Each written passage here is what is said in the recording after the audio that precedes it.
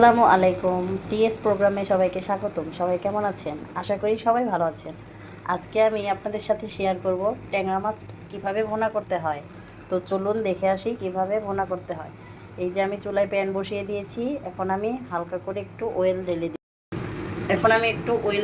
এখানে হালকা করে একটু ভেজে নেওয়ার জন্য। তো দিয়ে এখন আমি মাছগুলো ভেজে নিব। এই যে আমি উঠিয়ে নিচ্ছি। এখন আমি হালকা একটু তেল দিয়ে দিব। এখন দিয়ে দিব এই যে পেঁয়াজ, এই যে এখানে একটু কেটে রাখা মরিচ আর এই টমেটোগুলো দিয়ে দেবো।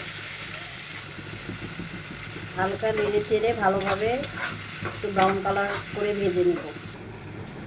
তো আমি এই যে ভাত বসিয়ে দিচ্ছি।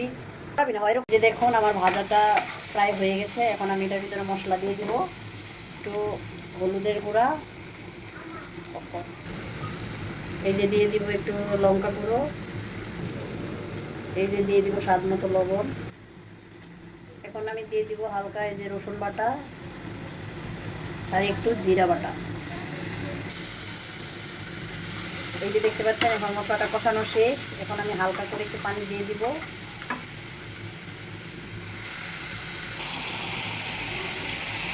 যখন এই যে মশলাগুলো কষানো শেষ, এখন আমি এটার ভিতরে দিয়ে দিব এই মাছগুলো, ভেজে রাখা মাছগুলো।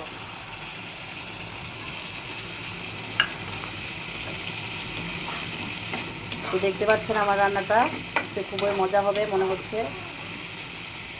আর এই যে ভাত বসিয়ে দিয়েছি। আমি সামান্য একটু পানি দিয়ে দিব। এই যে দেখতে পাচ্ছেন এখন আমি এটা ঢাকনা দিয়ে ঢেকে দেব। ঢাকনা দিয়ে ঢেকে দিব 5 মিনিটের জন্য। তো বন্ধুরা দেখতে পাচ্ছেন এই যে আমার ভাত বলক এসে গেছে। এখন আমার এই যে তরকারিও হচ্ছে, প্রায় হয়ে গেছে। তো আমি 5 মিনিট পরে আসলাম। এখন আমার রান্নাটা প্রায় কমপ্লিট। এই যে দেখেন ফাইনাল লুক হয়ে গেছে। এখন আমি চুলাটা অফ করে দেব। এই তো আমার ভাতটা হয়ে গেলে আমার সকালের নাস্তা রেডি। ভালো থাকবেন বন্ধুরা।